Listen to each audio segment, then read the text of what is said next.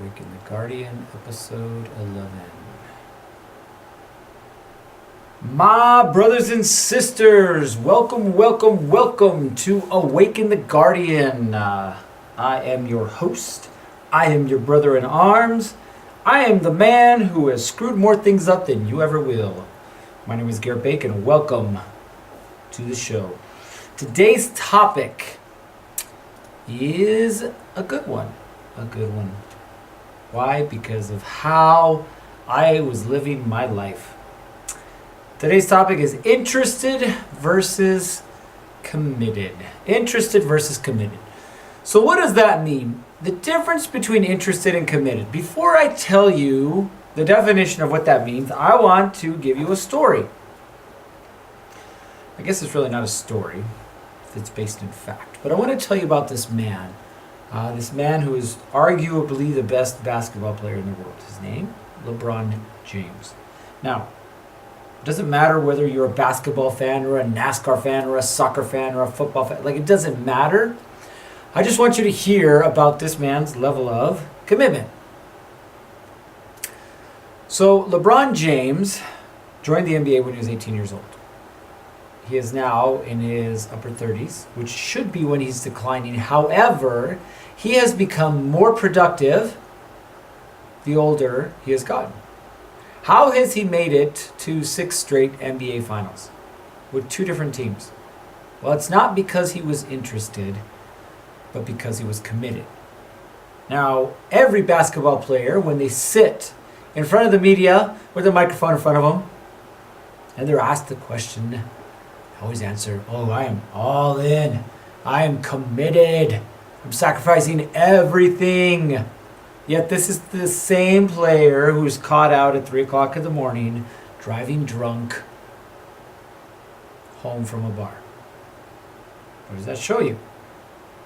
See, LeBron James has a routine, and he doesn't vary from this routine. This is what has made him so successful. See, this man doesn't just wake up on game days and play basketball. Like, this man wakes up on game days and he has a routine. A physical routine that he goes through prior to and after each and every basketball game. Michael Jordan, much the same. Like, he has a workout routine that he does before every basketball game. He is dripping in sweat before he ever steps on that court. Afterwards, same thing. Like, and you wonder why LeBron James is so much better than every other basketball player. Could it be his size? Well, yeah, but there's quite a few other basketball players that are his size. Could it be his intellect? Well, yeah, but there's other basketball players who also have intellect. Like, this man is ruthlessly committed to winning championships. So his sleep is important to him. His diet is important to him. His routine of working out is important to him. Like, literally, he has a full-time trainer. He has a full-time chef. Like, a full-time everybody and everything, so that he can be the best basketball player in the world. Why? Because he is committed to winning championships. That's it. Conversely, I want to tell you about a professional baseball player. I think his name is Justin Verlander. I can't remember. I probably should have looked up the article beforehand. But Justin Verlander. So, he is a damn good pitcher. He was on the Detroit Tigers. I think he was traded. But he's a damn good pitcher. Justin Verlander the other day had to go on the disabled list with carpal tunnel. For those of you who don't know what carpal tunnel is, it affects the tendons in your wrist.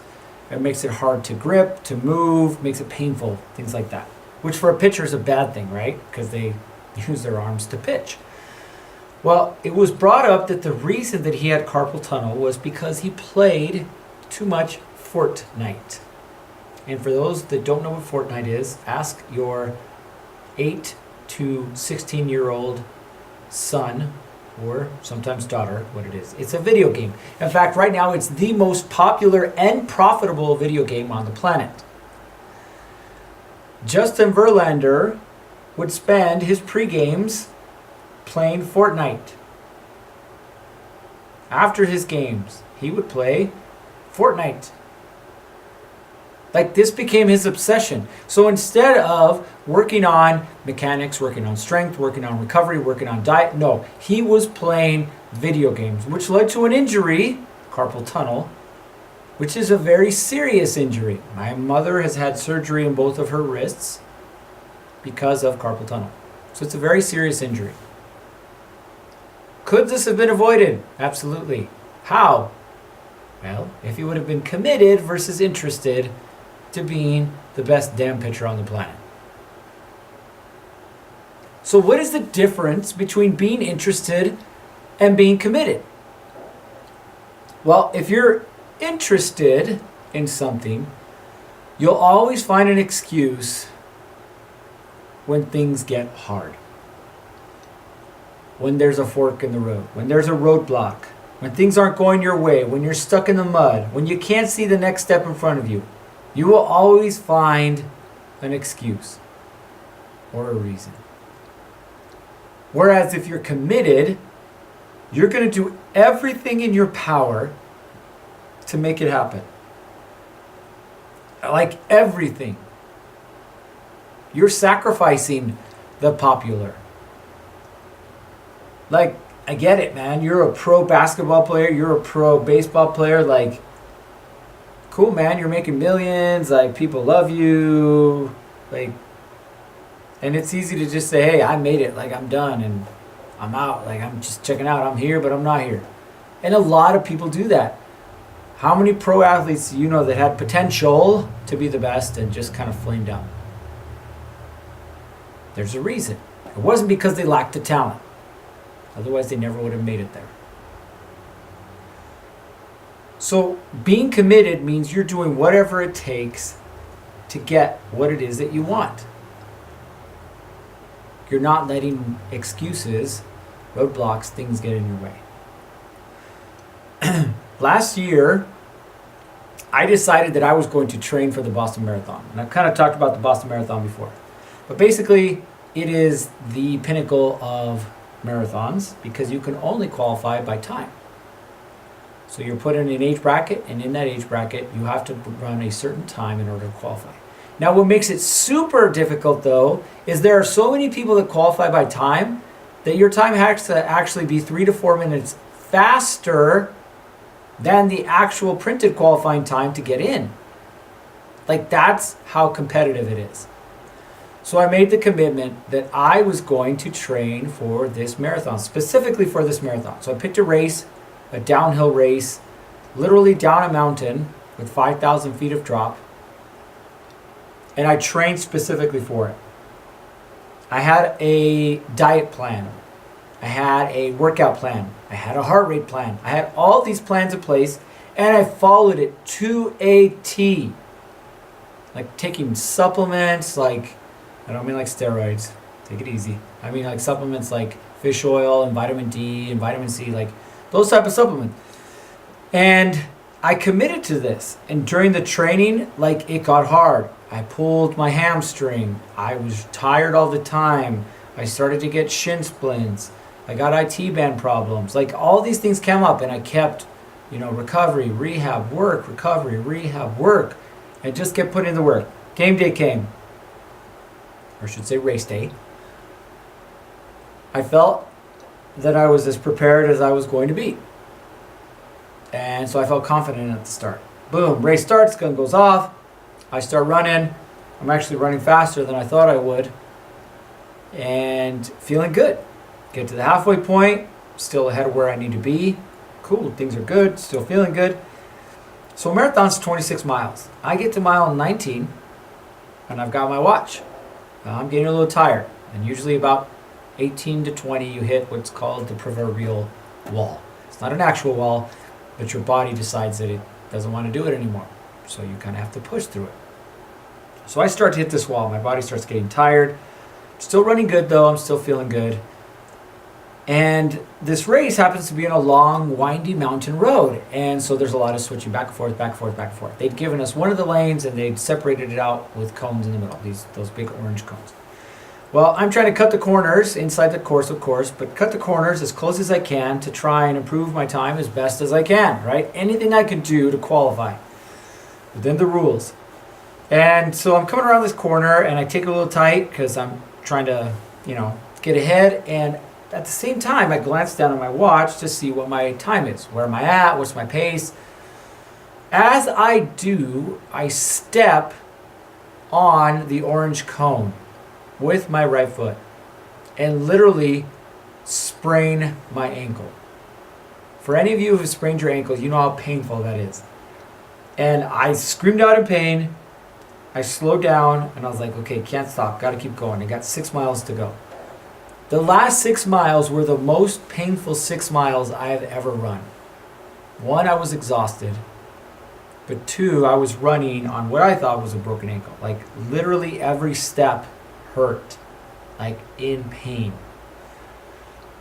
But I kept going. And the last 6 miles turned into, honestly, a walk-run. Like I would run, and then I would walk a little bit. And then I run, and then I would walk a little bit. I ran out of water. I would run, walk a little bit. Run, walk a little bit. Like, you've seen photos of people that finish marathons, and they're smiling, and they're happy and stuff. Like mine, one day I'll show it to you, but it was the pain picture. I couldn't have been in more pain. Crossed the finish line, some guy had to carry me over to the recovery seats, dumped a bucket of ice water on me, put a big wet towel over my head. And I looked down at my foot and it looked like a grapefruit. But here's the thing.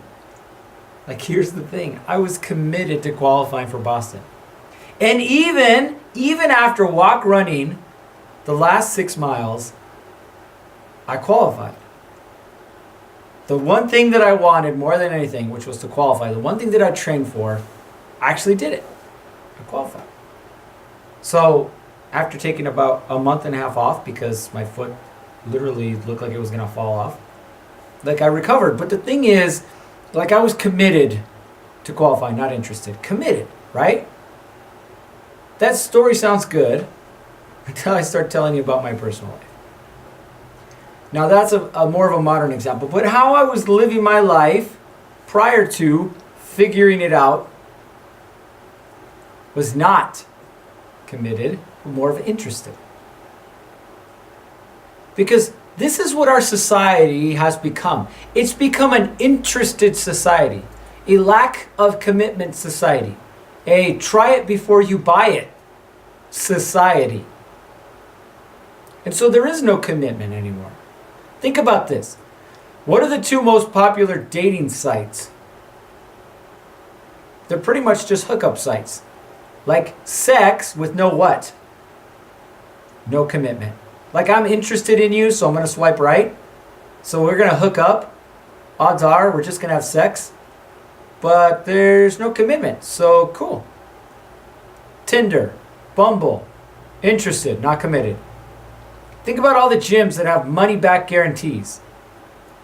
Hey, come to our gym because I know you're interested in having a better body, a summer body, a New Year's body, a body, whatever you want to call it, 6-pack, lose 20 pounds, whatever it is that you want.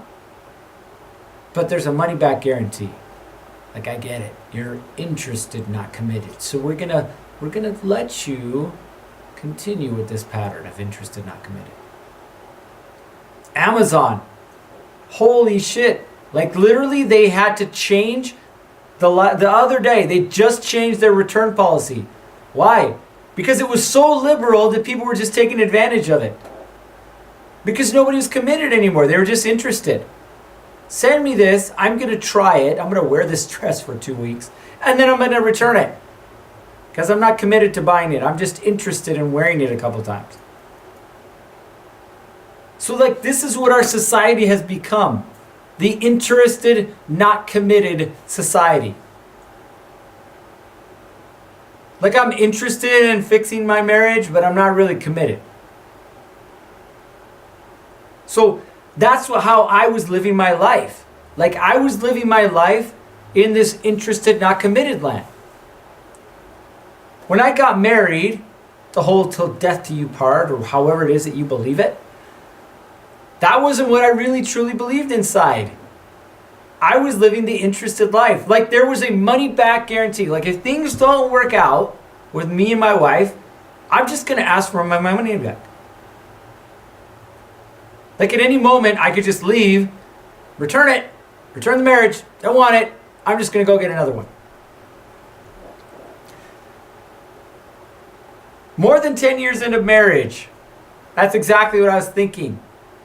This isn't working, I don't like this anymore. Where's the return department?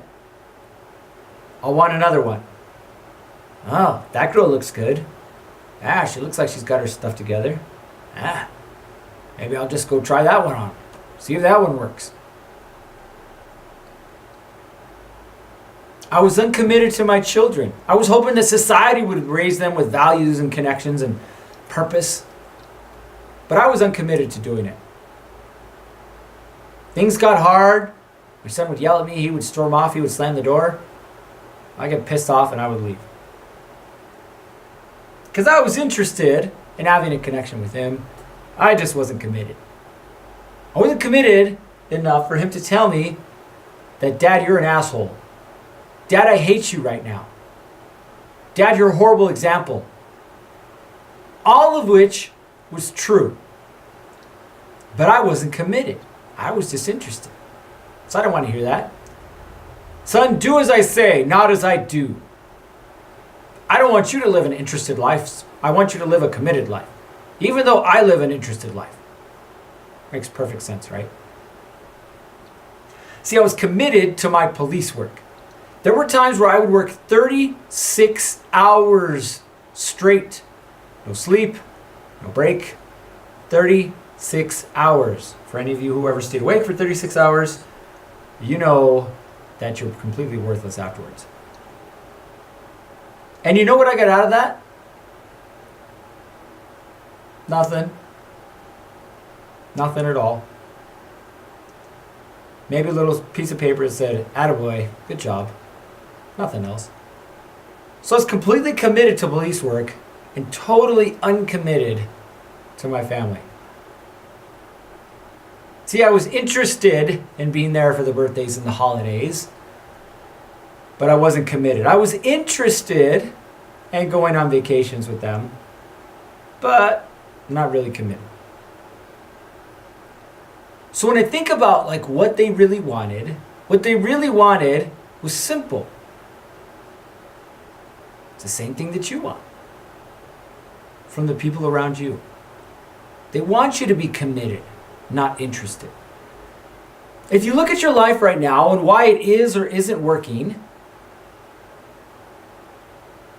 it comes down to one thing. Are you playing like you're interested, or are you playing like you're committed? See, the reason my life wasn't working and I wanted a refund was because I was interested, not committed. That connection with God wasn't working. Guess what, God? I don't like this commitment. So I want a new one. Hey, you know what? Things aren't working out with my wife. She's a bitch. Yeah. I'll tell everybody that. They'll believe me. Then when I go for a refund, they'll be like, I understand. Must have been hard for you. So hard for you. You probably worked so hard to try and make your marriage work. And it was her fault. She just didn't want it. Like, I get it. It's hard. Oh, I know why you started drinking. Yeah, man. Stress is alive. Yeah, I get it. Like, so hard. Yeah. I get it. Yeah, man. My kids, they're little assholes too. Yeah. That's why after work I'd rather go to the bar and hang out with the bros instead of going home, man. Then I don't have to deal with their screaming, yelling attitudes. Yeah. Get it, bro.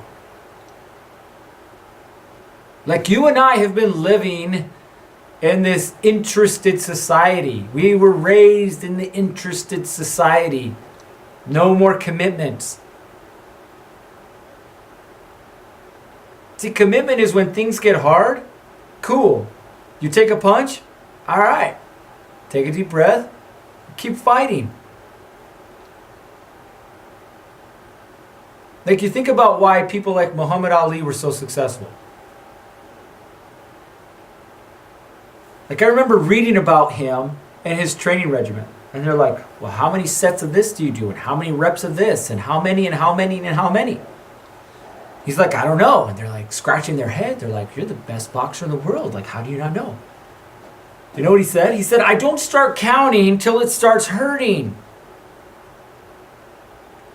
Like, he was committed to excellence. He was committed to being the best boxer in the world. So ask yourself, when it is that you're having an argument with your wife, are you committed to that relationship, or are you just interested? Is it just easier for you to yell and scream at her, tell her how much you hate her, and tell her you're out, you'd rather just find somebody else, than to actually deal with the issues that you have? Like, this was me. Every time something would come to a head with my wife, it was like war. I'm like, oh, here we go. I'm going to smash you. Like, the woman I committed to, the woman that I married, I was more interested in emotionally smashing her, destroying her.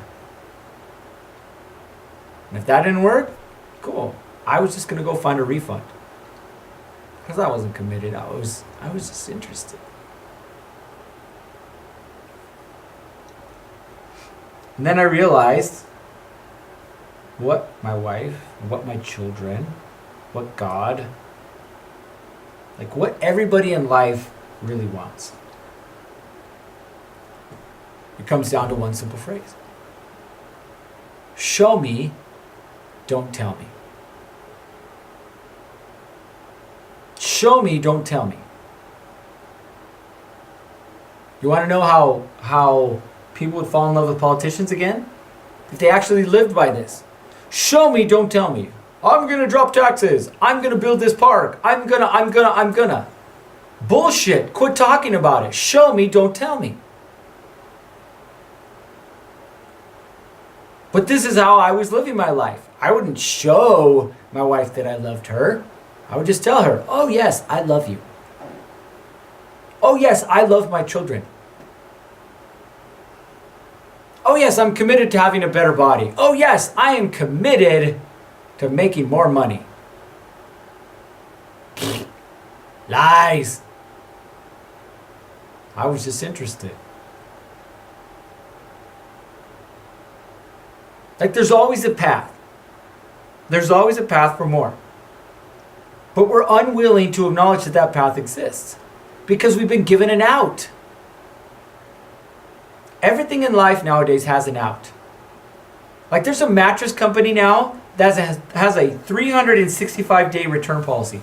You can have their mattress for an entire year and then return it and get your money back. 1 year. Think about that for a minute.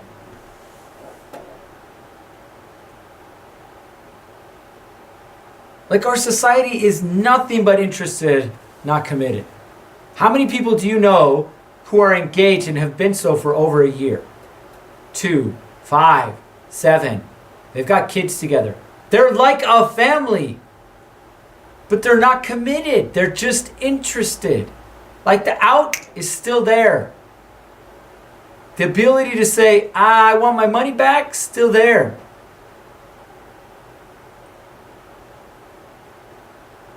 And so that's how we've been living. So our commitment isn't shown through words. It's not. It never will be. Like, our commitment is shown through actions. Think about all the men that have gone to war. Committed. I will die for my kingdom. I will die for my wife and my children. I will. And then the going gets tough and they're like, hey, wait a minute. Not so sure I want this anymore. Because they're not committed to their wife. They're not committed to their kids. They're not committed to the cause. So, you want a better relationship with your wife? Cool. Commit to it. Commit to dating her once a week. Not with the kids, not with your friends, just you and her. Commit to dating her once a week. Not because you have to, but because you want to. Not because you think that you're going to get sex at the end of it. Because odds are, if your life isn't working right now, you're not. But commitment to the long-term sustainability of your marriage. Start dating her once a week. Want to show your kids you're committed to them? Quit taking them to do things that they don't want to do and start doing things they do. When's the last time you let your daughter paint your toenails? When's the last time you went and just played ping pong with your son? Or catch in the yard? Or at the park? Or on a bike ride? Like, kids don't want to do these big, long, complicated things. They just want to connect. Show me, don't tell me. Actions. You want to improve your body? Cool. Quit talking about it. Commit to something. Commit to paying to it for a 12-week training program. Up front. No refunds. Commit to paying to the gym for a year. Commit to signing up for a race or a marathon or a Tough Mudder or some type of event.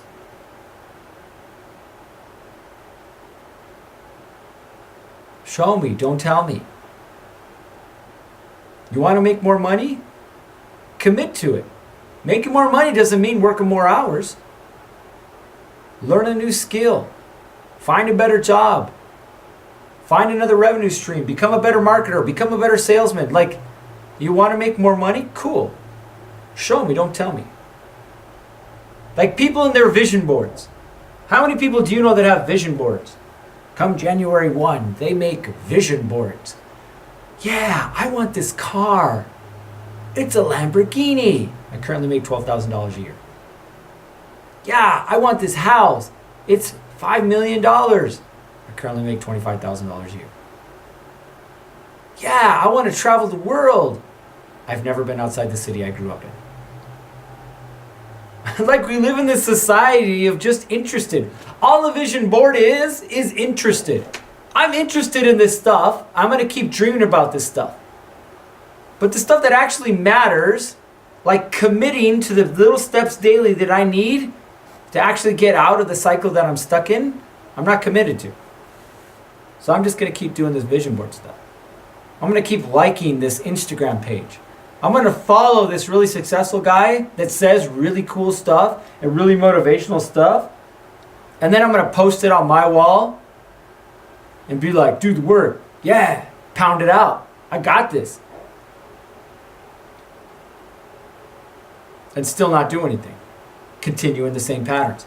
Sleeping in. Drinking when I get home. Like, examine your life. Because this was me. This is what I was unwilling to look at. That I was more interested in life than I was committed. And until I was able to change that interest to commitment, my life didn't start to improve. I didn't start making more money. I didn't refine my connection with God. I didn't finally have the relationship with my wife that I wanted. I didn't finally have the connection with my children that I wanted. I didn't finally understand the purpose behind my body.